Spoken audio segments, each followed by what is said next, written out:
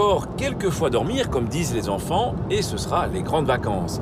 Destination préférée des Belges, la France du moins pour les trajets en voiture. Nous nous y sommes rendus avec un tout petit peu d'avance, non pas pour nous dorer au soleil de la Côte d'Azur, mais pour écouter les bons conseils de la prévention routière française. Tiens, et si on commençait par brancher le 107.7 ? La première chose, c'est de bien dormir.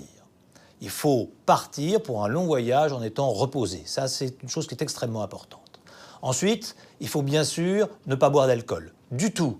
Même pas un verre, même pas un demi-verre, rien du tout. Pas prendre de stupéfiants. Faire très attention aux médicaments éventuels qu'on pourrait prendre. Certains sont favorables à l'endormissement. Voilà. La deuxième chose, bien sûr, c'est le véhicule.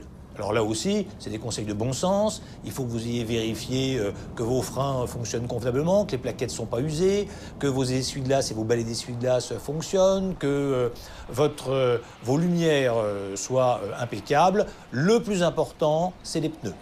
Il faut que les pneus soient parfaitement gonflés. Avant de partir longtemps, vérifiez vos pneus. Enfin, le chargement, il est très important. Alors d'abord, le chargement humain, si je puis dire. Votre femme, vos enfants, votre conjoint, votre mari, tout le monde doit être dans la voiture et doit être attaché.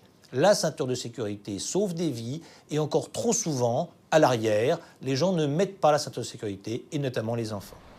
Et puis, le chargement proprement dit, il faut éviter d'avoir trop de choses sur le toit et en tout état de cause, si on a une remorque ou des bagages sur le toit, que tout soit parfaitement arrimé. En France, on a une règle toute simple. Toutes les 2 heures, il faut s'arrêter. Vous marchez un petit peu, vous prenez un café, vous buvez de l'eau et puis mangez. Il faut manger régulièrement. Il ne faut pas faire un repas trop copieux parce qu'un repas copieux vous endort un petit peu. Et pour rester bien maître de son véhicule, il vaut mieux manger légèrement quand on prend la route.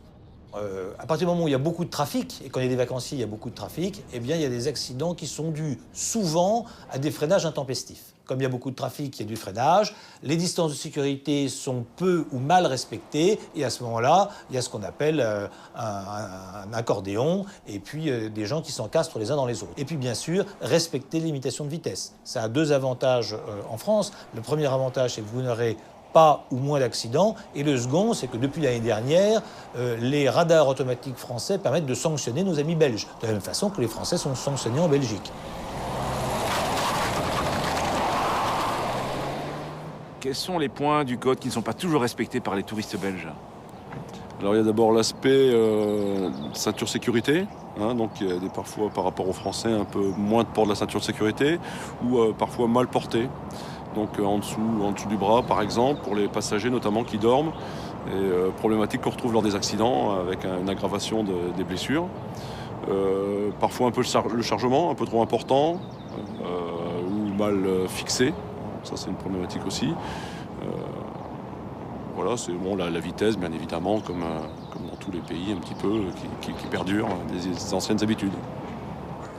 Par ailleurs, rappelez-vous que la France est le pays de bison futé qui prévoit les jours orange, rouge et noir sur les routes. Pensez-y au moment de préparer votre voyage. Enfin, souvenez-vous que la route des vacances, c'est déjà un peu les vacances. Et donc, soyez zen dès que vous tournez la clé de contact. À la question de la semaine dernière, il fallait répondre que le jaune est la couleur qui symbolise le mieux BOP. A gagné cette semaine un GPS. La question ? Une zone avancée près d'un feu rouge avec un logo vélo est accessible aux vélos et cyclomoteurs à 2 roues, aux vélos, aux cyclomoteurs à 2 roues et aux motos. Soit vous téléphonez au 0905 56 493, soit vous envoyez un SMS au 6020 tapant contact 1, 2 ou 3.